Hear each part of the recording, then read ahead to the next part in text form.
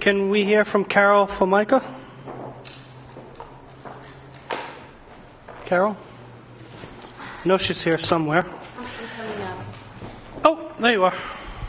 Thank you.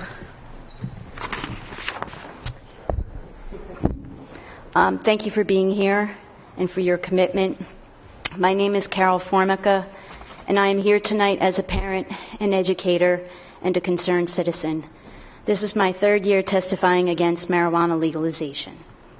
I have decided not to reiterate previous testimony, and instead I've submitted a white paper that includes statistics, empirical evidence, and scientific data. And thanks to Roberta, you have copies to read at your convenience. Tonight, I would like to focus on a column that was published in the Central Maine Press. I have chosen this piece because I believe it best exemplifies why I have been fighting marijuana legalization for the last 6 years and continue to do so today. It is written by Robert Charles, who grew up in Maine and served as Assistant Secretary of State under Colin Powell.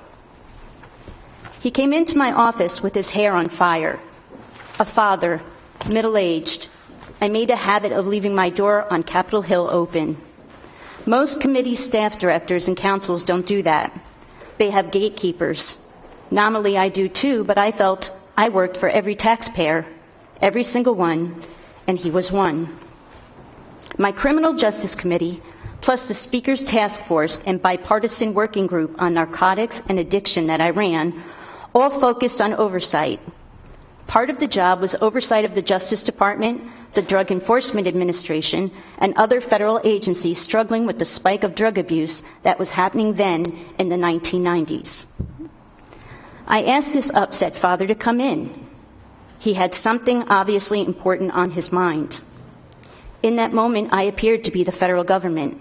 I pointed to the big stuffed chair, sat down myself, and listened. He was mid-sentence. And he was a typical, strong, independent 18-year-old, he was saying. I nodded. And he was a good kid. I had been law enforcement, see? I found the pot in his room. I confronted him, knew what it was. But I said, look, because he's a good kid, I said, okay, look, everything in moderation. I did not say anything. It seemed okay, you know. That's what they always said about other things. I wanted to keep the relationship with my son, you know, a good kid. The conversation poured out of him. Then things changed.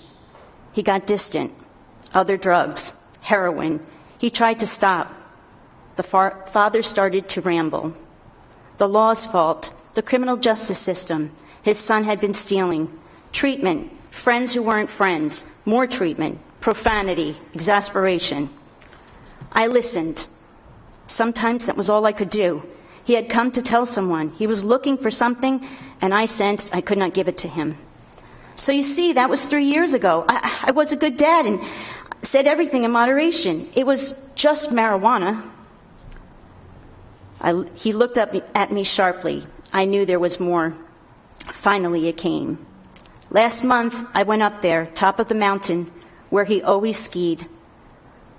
I took the ashes of my son in a shoebox. I held him in a shoebox, the same son I held 21 years ago as a baby, and I sprinkled his ashes there. We both cried. He cried and I cried. I told him he was not alone. I told him many things about this terrible crisis that gripped us, gripped the nation, and he got, I think, some small, insignificant consolation. That father wanted something I could not give him.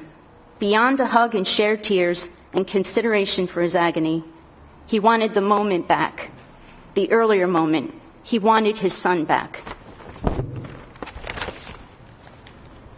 That was almost 20 years ago. The nation had lost 14,000 kids to overdoses that year. Congress wrote and passed the Drug-Free Communities Act of 1997, Mental Health Parity Act of 1996, the National Youth Anti-Drug Media Campaign, and federal anti-drug trafficking laws, including against trafficking marijuana. And drug abuse went down markedly. People cared. And then the great forgetting began again. Drug addiction, so often starting with marijuana, as it is readily available, began to climb again.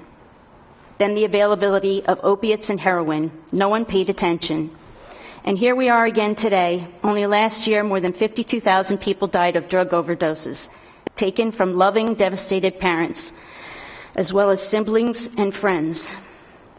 They want the status quo ante, those precious moments back, decisions back, sons and daughters back. They want to be able to say, no, marijuana is not harmless, not a good choice, not the right thing, no matter what voters or governments say. This week, I talked to another parent who lost her son to heroin and began with marijuana. I teared up again, a good kid, led in the wrong direction by a government that did not care enough to tell the truth, explain the trapdoor, the treachery of addiction that comes so often with marijuana. We thought, it was just marijuana. The truth, there is no just about it. What I'm asking all of you is not to be lured by money or by political popularity and compromise our children's futures, because, as Mr. Charles stated, it's not just marijuana, it's a drug that will put one child out of 6 on the path to drug abuse and addiction, and that child could be someone you know and someone you love. Thank you. Thank you. Any questions for Carol?